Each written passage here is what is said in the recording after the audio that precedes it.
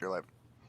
Hey, everybody, and welcome to the 52nd week of the Free Assange Online Vigil. This is our special Saturday show. We had a few guests that couldn't make it with us today, so instead of doing our standard format, we're going to do an article, a couple of videos, and do an AMA with you guys. But before we get started, today is day 3,497 since the illegal and arbitrary detention of the WikiLeaks founder, Julian Assange. It is day 450 since the WikiLeaks publisher was trafficked to Belmarsh prison following a $4.2 billion international monetary loan fund to the nation of Ecuador. It is 65 days until the second round of Julian Assange's show trial and extraordinary rendition hearing. It is 1,127 days of incarceration for Reality Winner. But in the good news, it is 1,113th days since Chelsea Manning became free. So I want to give her a big congratulations and just thank everybody who joined us yesterday because Josh and Alex and then myself and Steve top in a little later um, did a digital march around the world. I believe we featured over 15 countries and their personal and group actions in support of Julian Assange. So I just want to again say thank you to Josh and Alex for that because that was absolutely incredible. But how are you today, Steve? Tired. I am. I had a hell of a week at work. I real quick, man. I gotta because we haven't said this on the vigils yet. I found out at the beginning of the week that frequent contributor to my show and my good friend for like almost a decade, Jason Carney, passed away unexpectedly earlier this month. Um, we are going to try and put together like a little clip reel and hopefully get that out to like his brother and his fiance and the people that he left, but also the people that he interacted with every day on social media and became like part of his family. um yeah, man, it kind of fucked my week up a little bit and got my ass kicked at work and sat in 4th of July traffic going to and from San Francisco yesterday for the action that took place in front of the British consulate, which we did get some live streaming in from there. Yeah, man, I'm beat. I am. Fuck it. And I've got Ryan, the Last American Vagabond, on my show tomorrow. So I've got to like rest my brain up a little bit. That dude is the dude's hella smart. That's going to be a good show, though. I always love when Ryan's on stuff. Yeah, no, I'm looking forward to it for sure.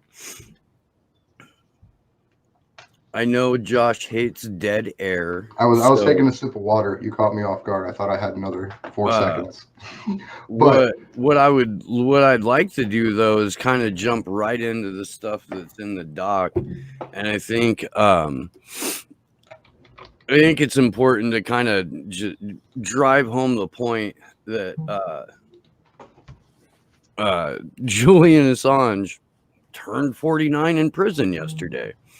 Spent his second birthday in the Guantanamo Bay of the United Kingdom for publishing factual information for no other reason than publishing factual information. So if we could pull up the Sputnik article that our good friend Mohammed Almazi put out yesterday and just kind of run through it a little bit because it's a good piece of writing.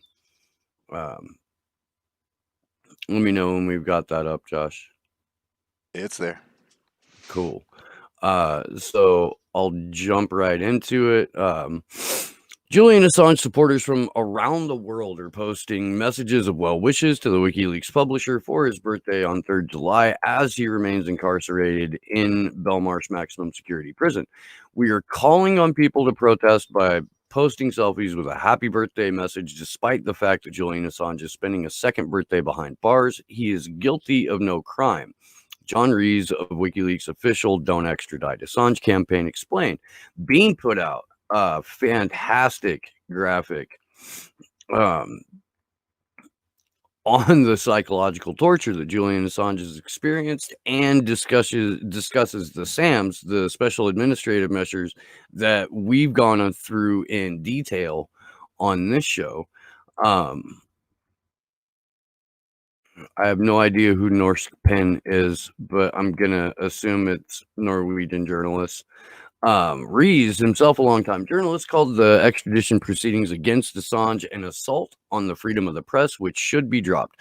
A solidarity birthday vigil has been organized outside Belmarsh, which started from midday and is expected to continue to around 7. A lot of that was also live streamed yesterday. I hope that you guys were there for that. If you weren't, there's about 26 hours of live stream coverage of various actions going on all around the globe.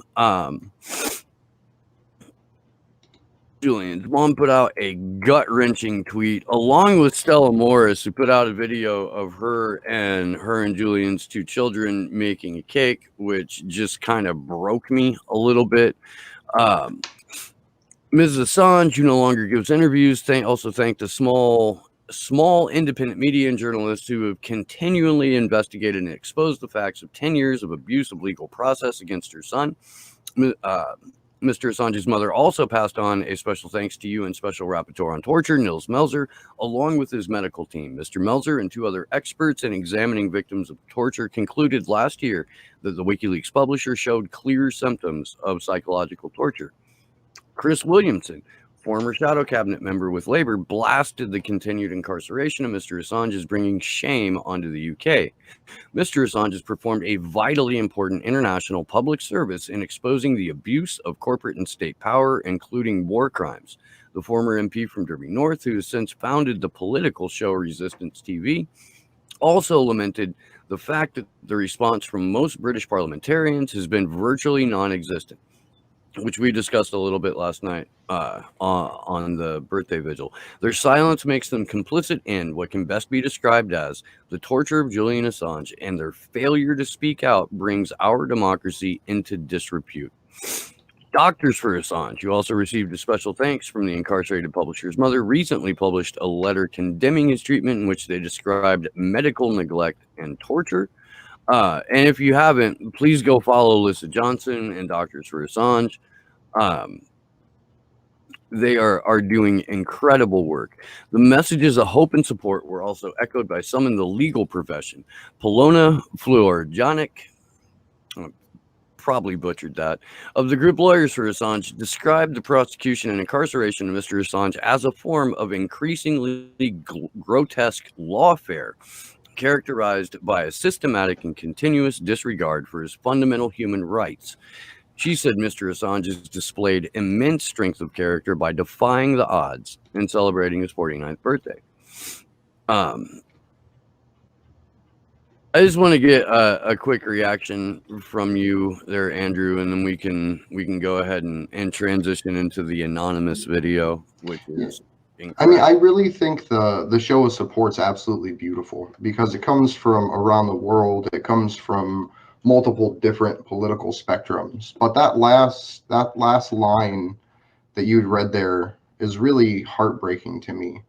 That Julian defies all odds and celebrates his 49th birthday today, yesterday. He's a publisher. There should be no threat to his life for publishing information. It's a basic practice of a democratic country, right? That's supposedly what we have here. And for him to be able to be punished in this way, that term lawfare, I think really needs to proliferate more because it defines what this is so harshly. No, you're right. I mean, what we're seeing is state-sponsored terrorism played out on a micro level through the judiciary process. So lawfare is an excellent description. I do not have a PayPal, but Action for Assange does, Anthony. We don't have a direct one for us. It's just the GoFundMe, but you can donate to GoFundMe through PayPal, I believe. Yeah, I've got a PO box. Yeah, if you want to do direct to PayPal, email us because I don't want to put it out on the internets for everybody. info@actionforassange.com, and I can send you our PayPal link or the link that can be used to give us money on PayPal. But there is something because this early on, when I first started doing this. This was back when I was before the vigils, before even I think Taylor and I had met through Anonymous Bites Back. I had reached out to Christine when she had first followed me. And I asked her if she had any advice for a dad raising two kids. And this is what she said to me. And I think it's something that is really, I don't know, just touching to read on especially at Julian's birthday. She said, spend time with them, read fairy tales, myths, and legends. Develop a love of reading by joining them up with local history. Reduce screen time, have a pet, spend time in nature, encourage their own thoughts, opinions, theories, but challenge them gently. Focus on core values, empathy, and fairness. Encourage creativity, ingenuity, and inventiveness. Discourage materialism and conformity for its own sake. Encourage their interests and skills. Talk to them a lot. Develop a sense of humor. Encourage a sense of justice by not backing them in disputes when they are wrong. Encourage them to see things from others' points of view. Encourage empathy by asking them to put themselves in someone else's shoes. Develop courage by letting them see you stand up for your principles and not backing down. Validate instinct over ideology, and plenty of hugs. So that's something that I've shared here before, but I think that especially being the day after Julian's birthday now and in a, I don't know, more personal stream setting, that's just something that I really enjoy sharing with people in moments like this. Yeah, and I mean, it's been a year, and we haven't, we reflected a little bit, but we also had Bill Benny and Ray McGovern on, and it was their show. And if you haven't watched that, it is fascinating. On my drive up and back to the city yesterday, I'd listened to it over again just because the amount of knowledge that was dropped between those two just phenomenal human beings was mind-blowing. But it's been a really amazing year. It has what we've been able to accomplish with like abso-fucking-lutely nothing. And that's all. I mean, the credit goes all to you guys who are watching right now and who have donated to the GoFundMe's and who have encouraged us and got a hold of us, either during the show or after the show, and have sent us stuff to look at and report on.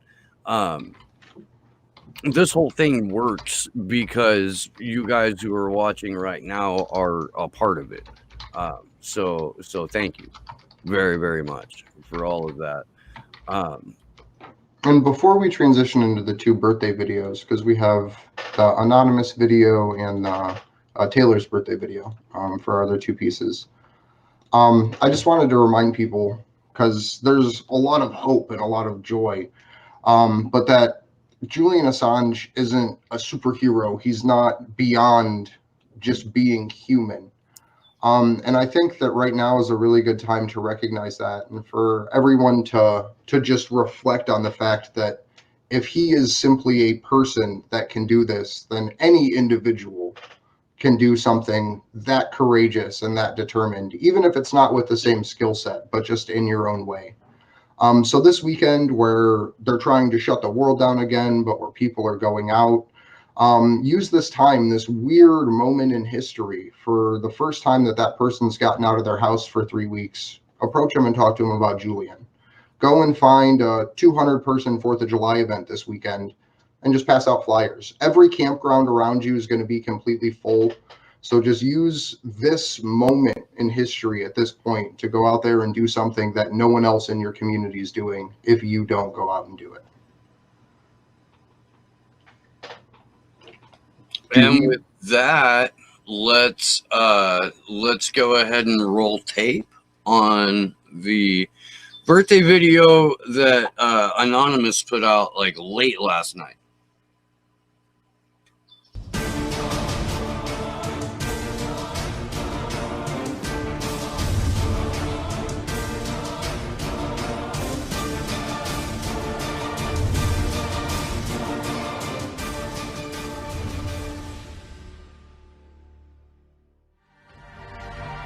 Your secrets keep me peaceful. Your lies keep me safe. You are satisfied with my ignorance. And you are in control. But, we are aware. We remember. Collateral murder. Come on, fire! 200,000 innocent dead civilians in Iraq. Creeping mass surveillance. The censoring of our brothers and sisters. The free press being destroyed. The corruption of the powerful. The apathy of the neutered masses. The silencing of the vocal minority. Today, July 3rd is the 49th birthday of our brother, journalist Julian Assange, who once said, "Knowledge has always flowed upwards to bishops and kings, not down to serfs and slaves." Today is the day we remind you of the situation we are all in. It is not just Julian Assange that is imprisoned, it is our entire press freedom that is under attack. And it is also a day to reflect on the great achievements of WikiLeaks, including, but not limited to, the publication of the Afghan and Iraq war logs, which exposed U.S. war crimes during the Iraq War. And Vault 7, which exposed CIA spying techniques used against citizens. This is information that would have never been made public without the work of Julian Assange. WikiLeaks has revealed millions of secrets that governments and corporations want to hide from you.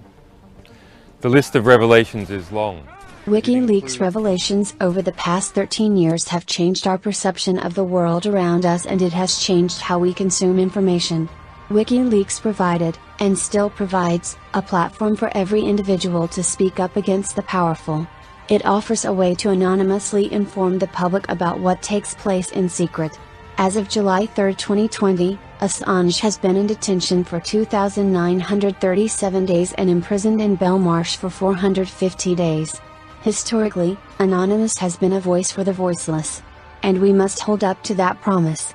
With this call to action, we ask that the entire Anonymous collective stand in solidarity with Julian Assange. Not just today, but every day until he is free again. For as long as he cannot speak for himself, we must be his voice.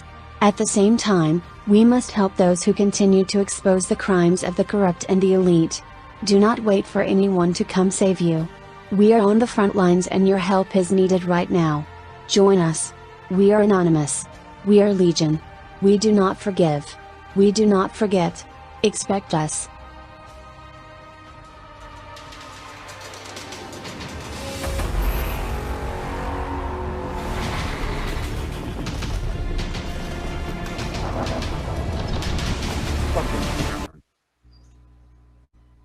I don't know about you guys, but that just gives me chills. Yeah. That's a better call to action than I think we could ever put out. Well done, team. Indeed. Well done. Gonna go ahead and take this off before Kevin shuts down the stream.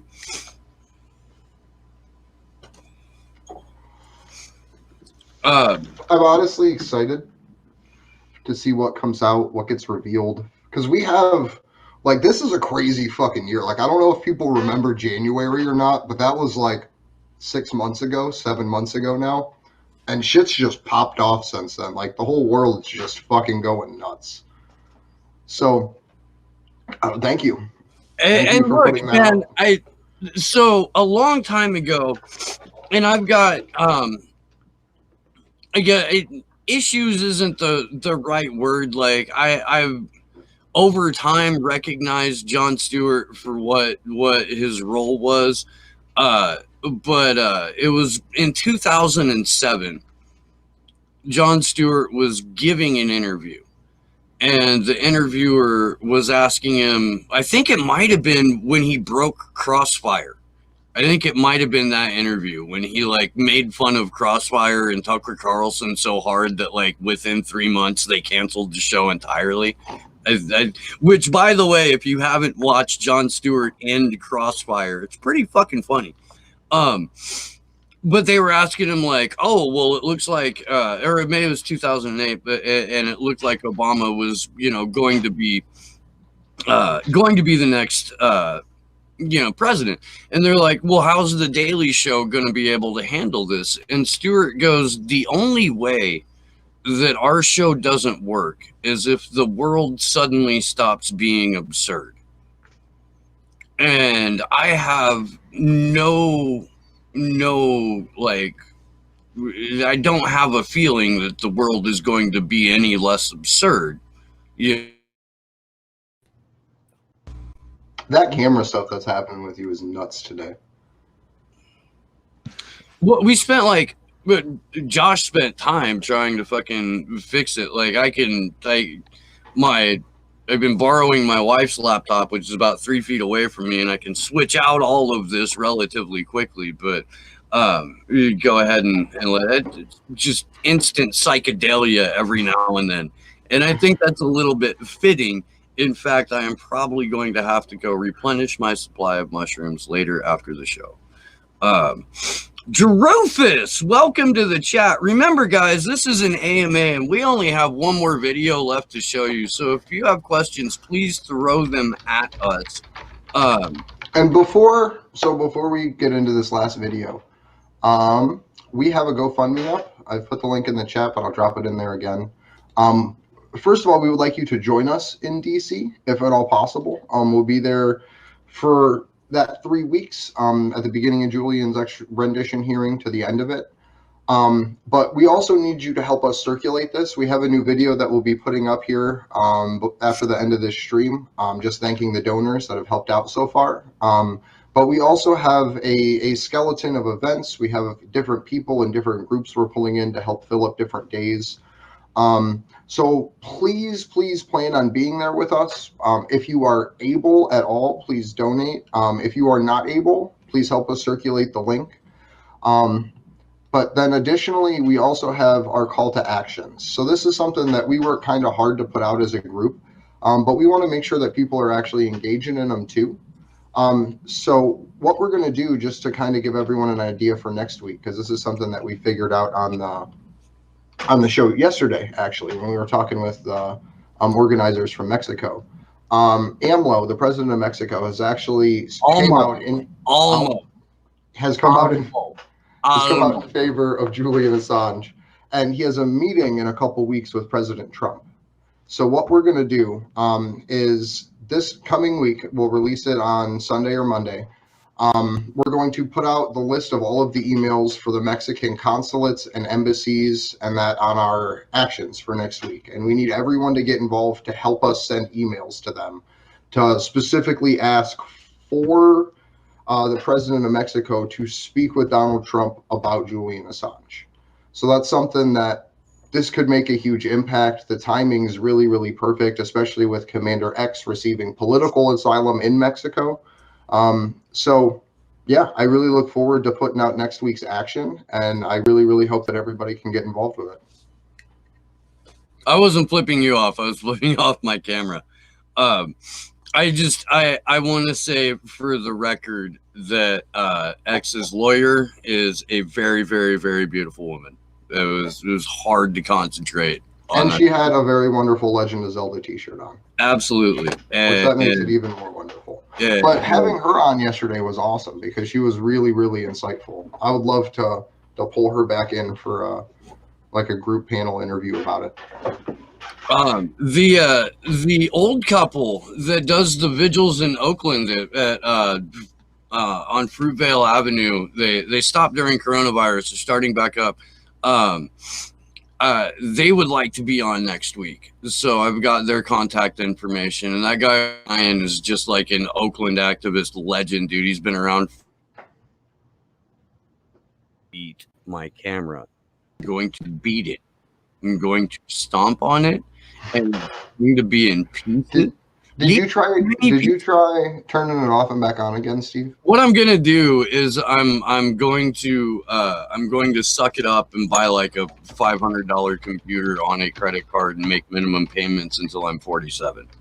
I think that's what's gonna happen, which is longer off than people might think. It's like 5 whole years. All right, if I could, for whatever reason. So before we get into Taylor's video, please put questions in the chat for us, because we don't have, after Taylor's video, that's pretty much the wrap up of the stream. I'm sure we'll chat for a little bit, but we'd really like to answer your questions if you guys have any. So please toss them in there, and then by the end of the video, hopefully we'll have enough to go on for a little bit. Daniel wants you to talk a little bit more about a pirate radio station for Julian, and I need to replenish a beverage. So if you want to handle that before we get into T's video. So, Stella Morris put out maybe a week or two ago that Julian officially got a radio. It was something that they purchased from Commissary very early on when he was in Belmarsh, and now after a year, he finally has it for himself to listen to the radio with. So what I would like to do, and I'm not in London, so I can't set this up, but I think it would be really cool if someone set up a pirate radio station out there. Personally, I think 1337 AM would be a wonderfully funny channel, but I would like it, if at all possible, for anyone to do this, or if there's any major radio stations that would be willing to. By major, I mean like the Sputniks of the world and such. But helping Julian prepare for his court case via radio. And it seems weird and it seems silly to kind of say that, but that's his only connection to the outside world at large right now, is being able to listen to this radio. So if people had the chance to read the opening statements that have come out, if people get a chance to read all of the actual charges that are against him and all of the wording there, we don't have access to all of the evidence and all of this. But even I personally feel like just reading Julian through the radio, what he's actually facing and what these charges are and all of the bullshit that they just added on with the new conspiracy to commit computer intrusion expansion, getting that information to him, to me, seems paramount, because we know that he doesn't get the chance to prepare for his case. So if it's something as simple as him listening to the radio and hearing what the wording is of these documents, hopefully would make a difference. And I think that there's a real opportunity here for some independent media corporation or some person out there with some technical abilities to make a huge difference in the tide of history, simply by providing Julian with the transparency in his case that we're capable of doing.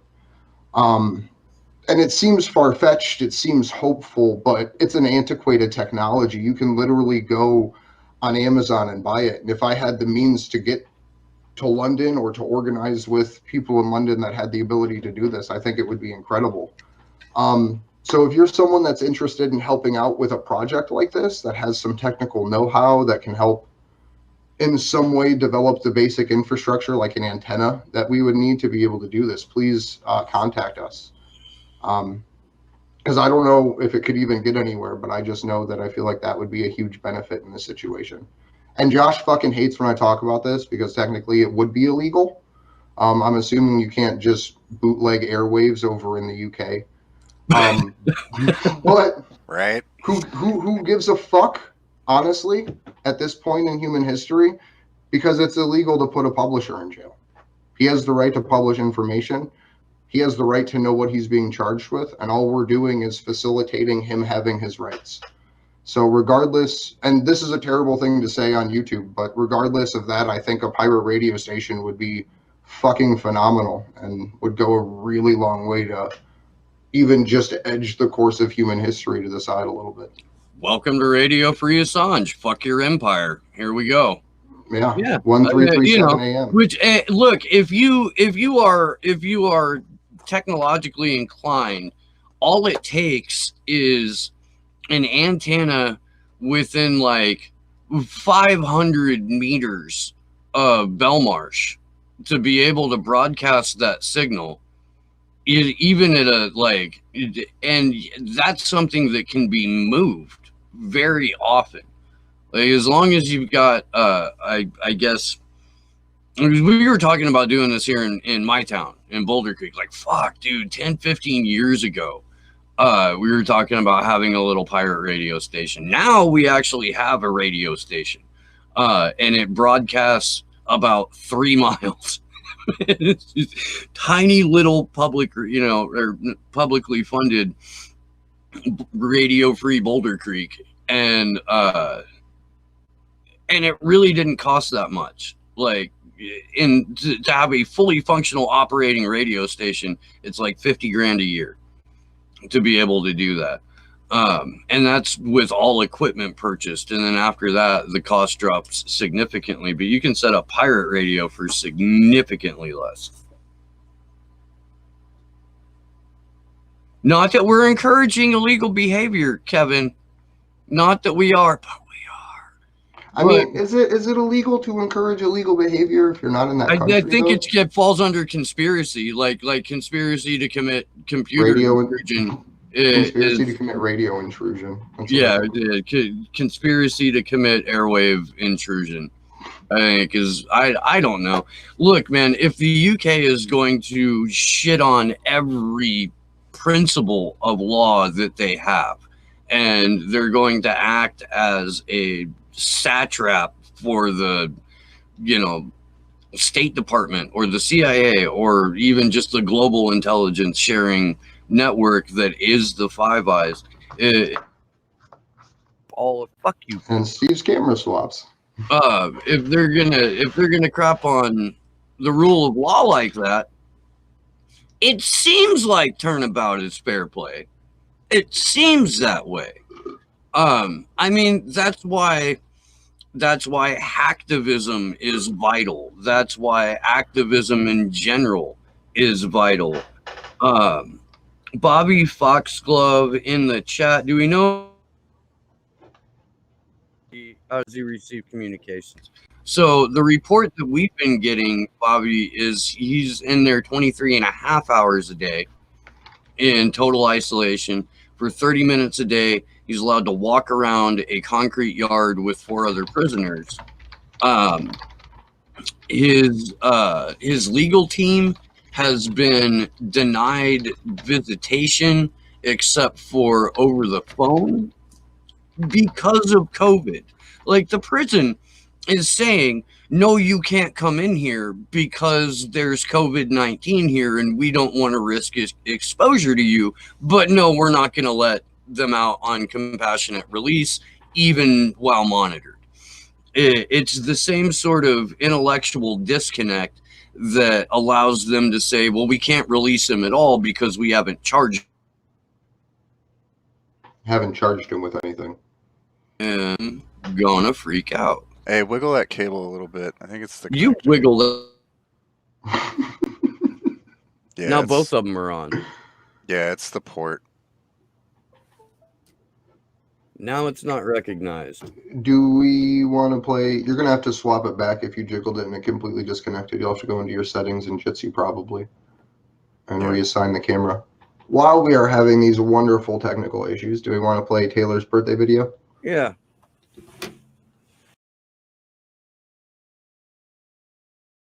A call-over hearing was held on Monday, June 29th at Westminster Magistrates Court before Judge Vanessa Baratzer. Mark Summers, QC, spoke on behalf of the defense, while Joel Smith spoke on behalf of the prosecution. The new superseding indictment, Assange's health, and the difficulties of trying the case were all addressed during the hearing.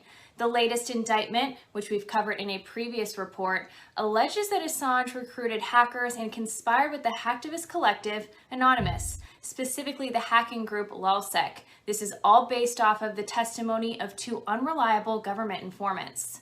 During the June 29th hearing, Assange's defense told the judge that it learned of the new indictment against Assange through the media. The defense stated it was surprised by the timing of this indictment and that it had not been formally issued the document.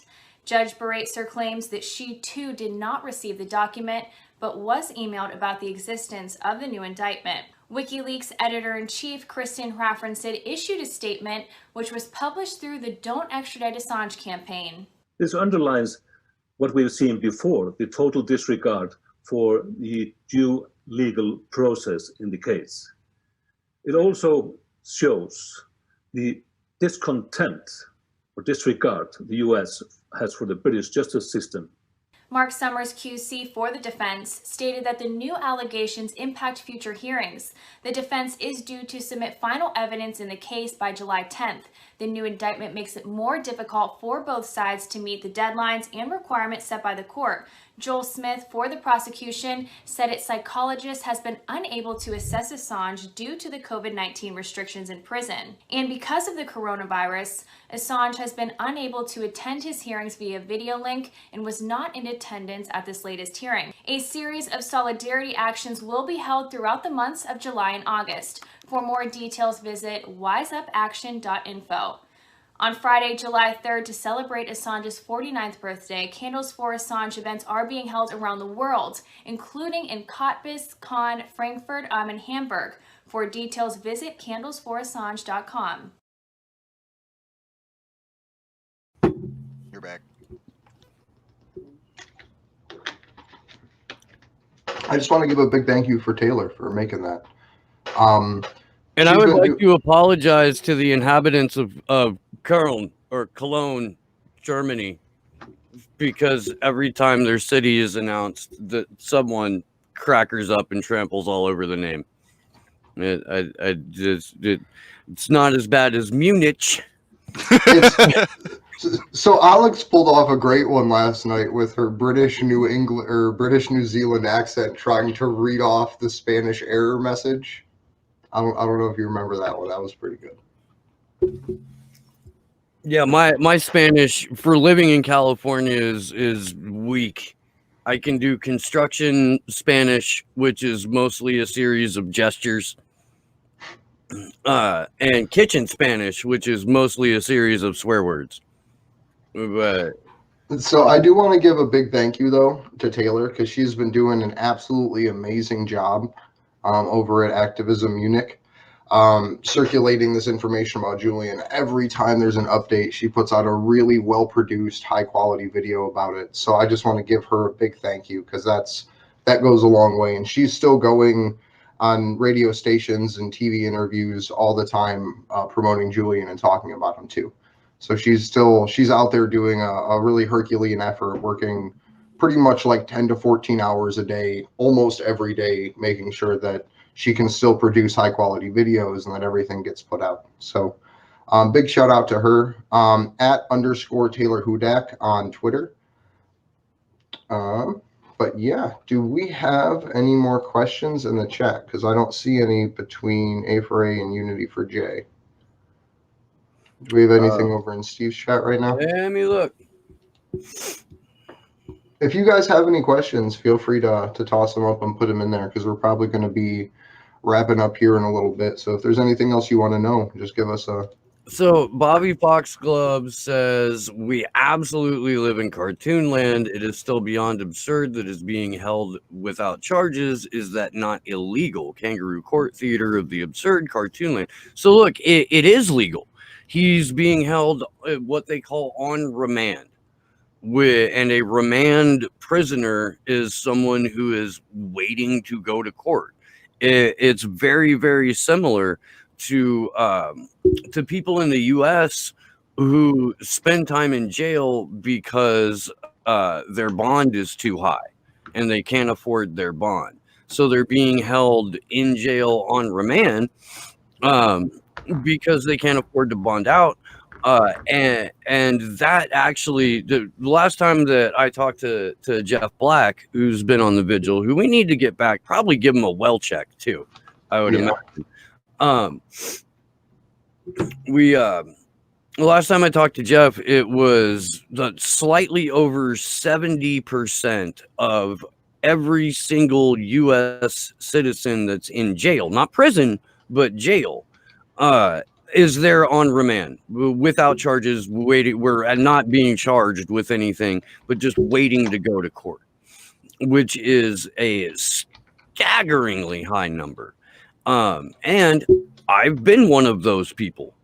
It sucks. I can tell you, man, when I was a lad, I was in Athens, Georgia, for a series of widespread panic shows that took place over my birthday week. And on the last day, it was pouring down rain. And so there were 5 of us that were fucking tour heads.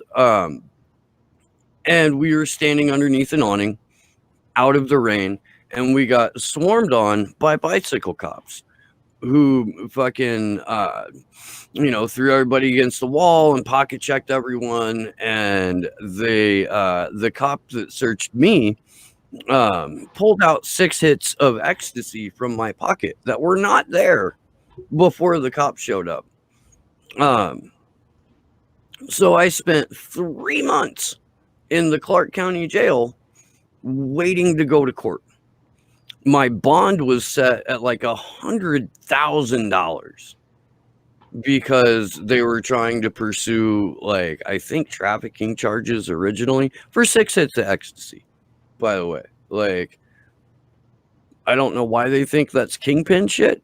I don't, but that's how they were treated. And they did this to just a fuck ton of people that were street kids or tour kids, relatively homeless yet somewhat organized. And they were trying to get rid of us. So so they had us all in there for 3 months. Only like 2 people could bond out. They had the 10 grand to be able to do that. They let us out the day before Fish was in Atlanta for 2 days. So all of these tour kids got let out of jail on the same day and went to basically walked to a parking lot where a Fish show was taking place. And that's how most of us got out of Atlanta. Or got out of Athens. That came with a 15-year, you are not allowed back in the state of Georgia, like, tail. Like, they banned me from Georgia for 15 years, which was not a problem for me to avoid the state of Georgia. There's a Joe Cuba song that showed up on the soundtrack in like the late 90s called I'll Never Go Back to Georgia, and that shit was playing on a loop in my head for about 5 years. So we have a question here in the chat, Steve. You've probably gone over this 1,000 times, but do you think the U.S. will bring Julian to the U.S.? Yeah, let me answer a question from Bobby real quick. Remand for what? Remand. He's on remand, waiting to be black bagged in broad daylight and taken to the U.S. and thrown in a hole for 175 years. The remand is for the extradition hearing. So that's what that is. Do I think he's going to come to the U.S.? I think that without immense public pressure and everyone doing the work of exposing what a show trial this is and how politically motivated this is, and pointing to the fact that the UK has 2 separate treaties that do not allow extradition for politically motivated offenses and do not allow extradition if the death penalty is involved. 175-year sentence is a death penalty. It is. And we know that this is politically motivated. We know that there are multiple world governments, individual governments that are persecuting Julian Assange for purely political reasons.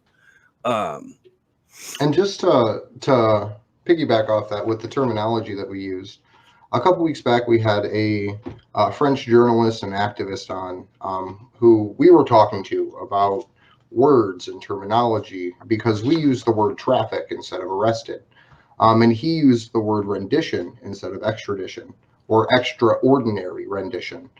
And most people know, but just to sum it up pretty well, what a rendition is literally the theft of a person from one country to another, specifically because the second country's laws allow for a larger amount of torture to be committed. And that's what this is.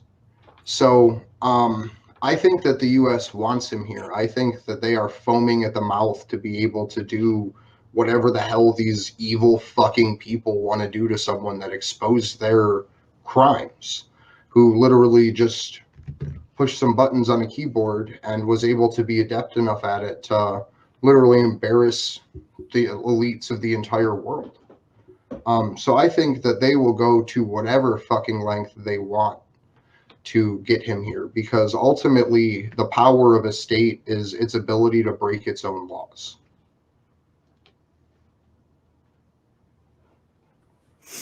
I'm seeing this regarding secret trials in Australia. David McBride, Bernard Cullery, Richard Boyle. Richard has 42 of 64 charges dropped. This illustrates frivolous litigation to tie up lawyers. Well, yeah, I mean, look, I've had this conversation with lawyer friends of mine where being a lawyer is like 10% knowing the law, 50% knowing how to use the law to delay and stall and obfuscate, and then like 40% being able to bullshit. And if you're good at bullshit and you've got enough cocaine or Adderall or whatever, you can pass the bar exam. Like anybody can be a lawyer with enough stimulants and basic rote memory. You know, it's just where, Bobby just looked up how long you can be held in remand in the UK. Julian's already been held way longer than it says. They're clearly breaking their own laws. That's the point that we've been making for the better part of a year now. That the ongoing persecution and torture of Julian Assange represents the complete erosion of the rule of law, not just in the UK, but internationally, and certainly by the United States State Department and intelligence agency. Yes, glory Julian's in Belmarsh for no reason at this point. Absolutely. The bail jumping thing was a fraudulent charge to begin with. He had already been granted asylum by Ecuador a week prior to the bail jumping charge being thrown at him. It's ridiculous. Watchman says he gave up stimulants a decade ago. I still drink coffee. That's my stimulant. And we're live on the air, so look, man, I think taking one look at me or hearing me speak for any amount of time, people can come to the conclusion that like I've probably done a drug or two in my life. When I look at you, Steve, with that nice jacket on, I just picture like upstanding gentlemen, Yeah, that's what I'm trying to fool you. No, it's look, man, I do cocaine like every few years just to remind myself why it's terrible, and maybe learn a new song on mandolin. But it's been a really long time. It has. There's shitty cocaine here in Santa Cruz County, as a general rule. I think. Do we Gotta rip off them lawyers. What? Huh? I said, gotta rip off them lawyers. Right. Let's see. Sada Fatima, how does public support help in the legal case that is ongoing? It puts pressure on the court system. It puts pressure on the media. It puts pressure on people in positions of real or perceived power. So here's a literal example of this, right? So Amnesty International has, for a while, taken a backseat to Julian Assange, right? They kind of just said, well, we stuck up for him in the past. We're not putting him as a prisoner of conscience, back burner kind of thing, right? In Mexico, they were able to make enough noise and to create enough pressure and to contact the right people that Amnesty International Mexico put out a call to action for people to support Julian Assange and to take action for Julian. And in doing that, that went out to the entire world. And it's not an end-all be-all. It's not the final thing that will get Julian free, but it's just one more push. It's one more chipping away of the block and reaching another group of people that have yet to hear this message again properly for a decade now. So little things like that can make a difference. And even if pushback doesn't really feel like it makes a difference in the short term when you're fighting to get these things, that public support really does make a difference, because the only reason they can get away with this case is because people aren't watching. Because if you people are programmed to hate Julian Assange. yeah, but if you strip away the Julian Assange part of it and talk about just what's happening through the legal process to other people that have an interest in altering the state power, other activists, other organizers, other people in the independent media, and you break down not what even Julian did or the propaganda against him, but just the mechanisms they're using to abuse him, that in and of itself is generally enough to get support of people. Yeah, well, it's one of those things where and you bring this up a lot, Andre, where when you ask people a basic question like, does a journalist or publisher deserve 175 years in prison for publishing accurate information? Pretty much everyone is going to say no.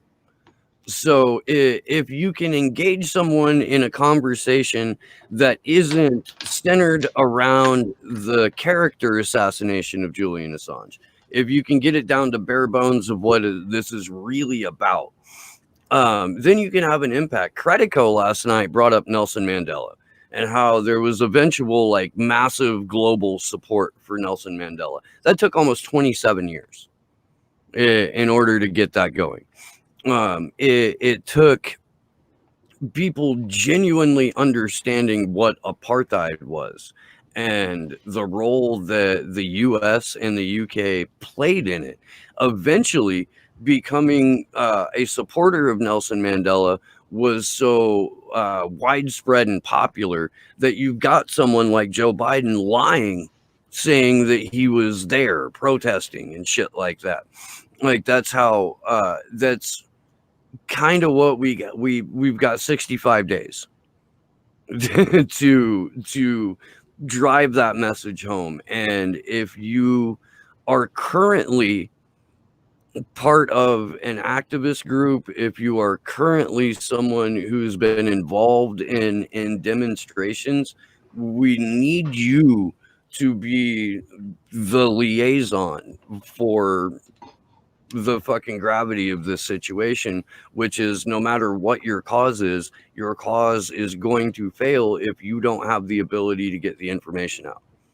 If you know, the veneer of a free press that we still have is ripped away by the incarceration for 175 years of Julian Assange, your activism doesn't work.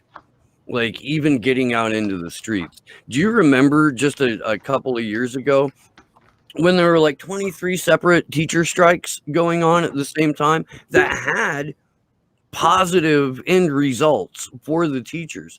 There was no media coverage about that shit. None.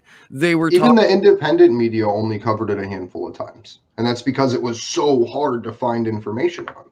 Yeah, and one of the people that did a fantastic job was Ron Placone. So I want to take a minute to give a shout out to Ron, because he really, like, his show is viewer curated, you know, so he's doing whatever stories the people that watch his show are interested in, which makes it a little bit less, you know, horse racy, which I really appreciate. What bugs the shit out of me is when 100% horse race channels get, you know, we'll do like, oh, Ghislaine Maxwell got arrested, so we're going to talk about that because it's clickbaity as fuck.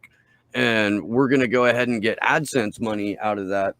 And that's why they're doing it. They're not doing it because they have a genuine interest in ending a global fucking child sex trafficking network per se.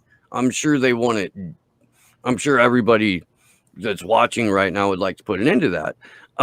But in terms of reporting on it, it's really fucking thin on the ground.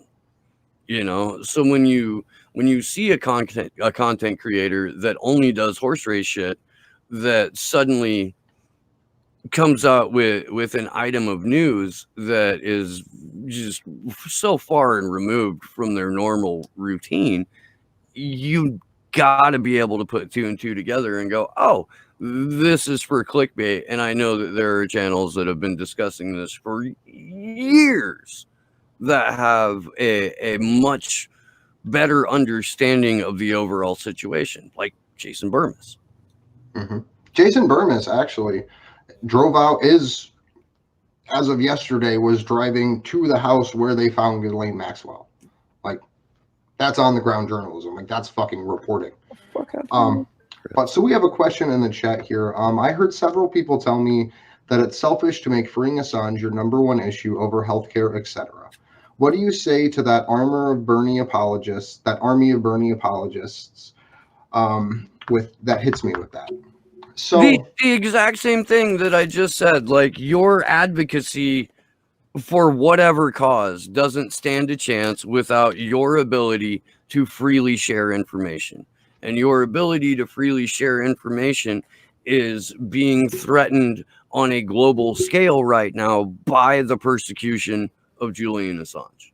And so I would actually answer that you can do both, right? That the fight to free Julian Assange is the fight for a democratic society to be able to develop these institutions further.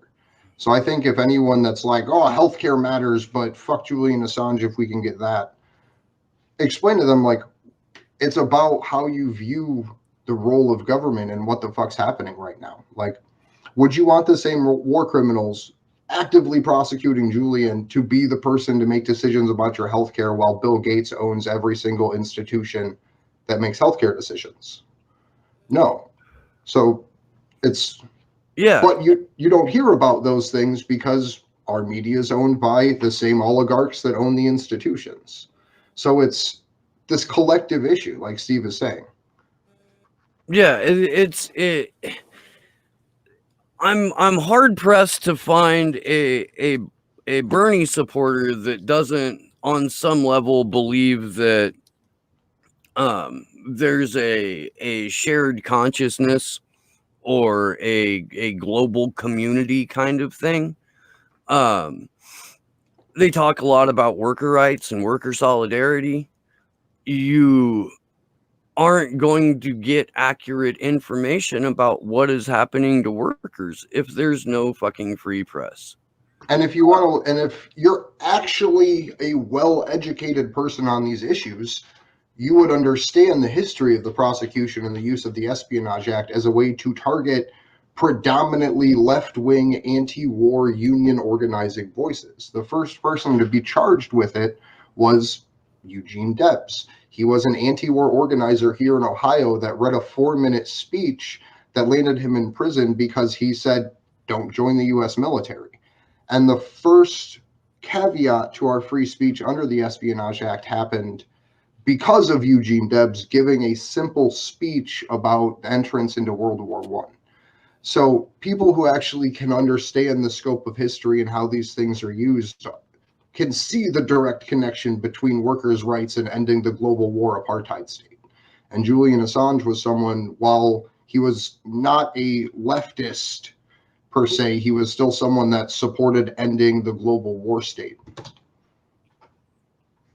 Yeah, Julian Assange has only ever spoken favorably about two political parties, and one was the Pirate Party in Iceland, and the other was the Internet Party in New Zealand. And as far as those go, you can classify them more as universally libertarian as opposed to, you know, what U.S. libertarians are, which is far too often Republicans who smoke weed. Property-based libertarianism. Yeah. Yeah.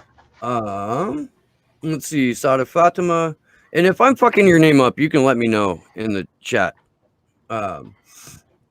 Why is Julian Assange case not an open and shut case, since the rule is not to extradite anyone from the UK, so he cannot be taken? It's simple.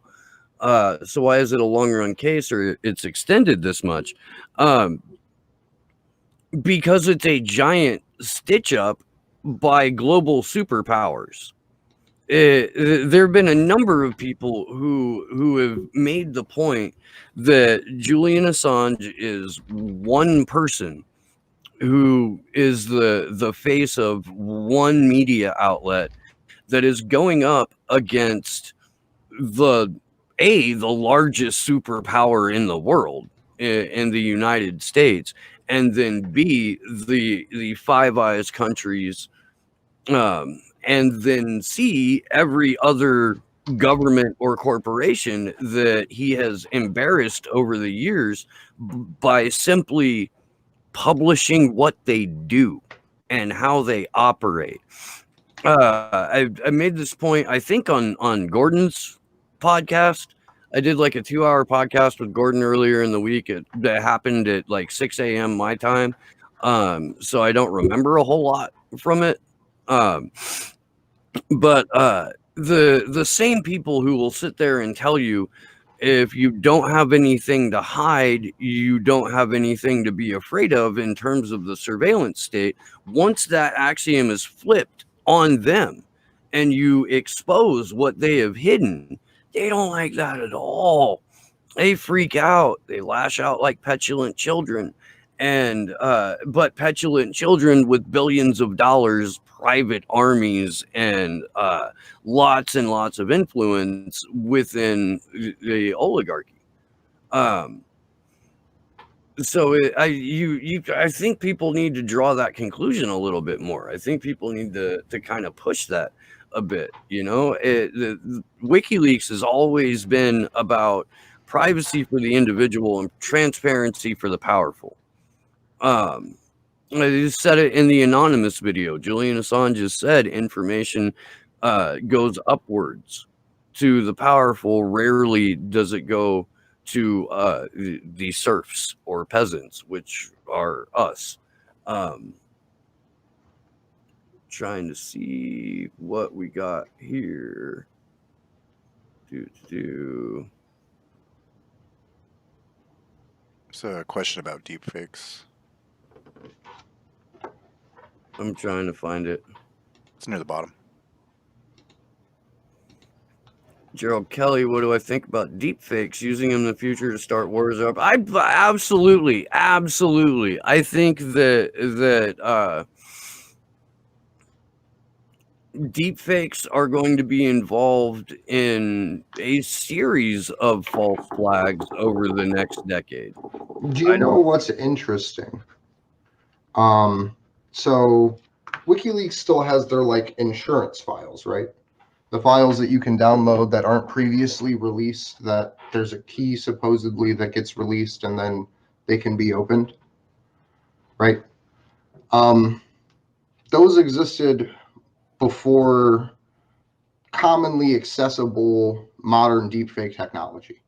Those have been on the internet since probably about 2010, maybe a little after, or a little before. So in the world that we're living in, with all of these deep fakes and all of this bullshit, right? Those files, whatever the fuck's in them, aren't deep fakes. Those are legitimate, accurate, verifiable files that exist there.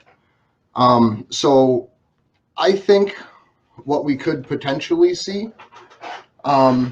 is them using deep fakes, the proverbial they who run the world in the shadows, would use deep fakes to get ahead of stories as well, not just for creating false flags, but to put out a deep fake of X, Y, or Z person committing A, B, or C heinous act. So that way, when the real videos get released, people assimilate them. If the real videos were to get released, or if they knew about them getting released in advance, people would assimilate them with the deep fakes. So even if it was a real video that someone leaks or WikiLeaks drops or what have you, they can say, hey, this is a deep fake, put out a deep fake video right around the same time. Just like the DC leaks and the Guccifer 2 leaks came out in timing to try to disrupt the DNC leaks. So I think that that'll be a way that they're used as well, as a very strong disinformation tool to be able to deflect and convolute stories as they come out in the future.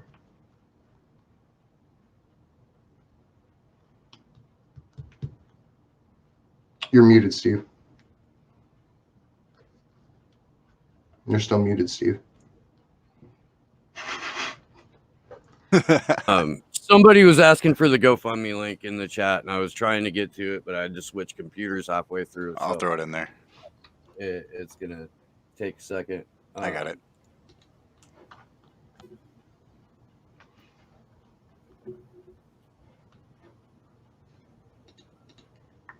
I'm trying to pull it up here too. But I think that's everything. Do we have any more questions, or are we good? I'm not seeing anything in my chat. Yeah, so I want to thank everybody for watching. I want to thank Alex and Josh for being fucking vigilant as shit, being able to get at least 26 hours of streams done on less than 3 hours of sleep. And I want to thank everybody for viewing us and making this what it is, because this has been a year of making these videos now and getting the vigils and everything set up, and the chaos and the stress and the protests, and it's all worth it. So I just really appreciate everybody getting involved at the back and everyone who just views and shares. And I just really hope that we can put out a lot better calls to action over the next couple of weeks leading up to this, to really dig in and get people involved and understand that differences can be made. Real quick, Rob Juno, and by the way, thank you for the super chat, Rob. We love you. Why are the criminals still running the show? Because people think that if you put shiny new parts on a machine designed to kill you, that putting new parts on that machine will help. I've talked about this before, but there's an essay called 3 Cheers for Socialism. And while I don't agree with everything in the essay, there are some fantastic points in it. And point A is the United States is the most heavily propagandized nation on the planet. This is inarguable.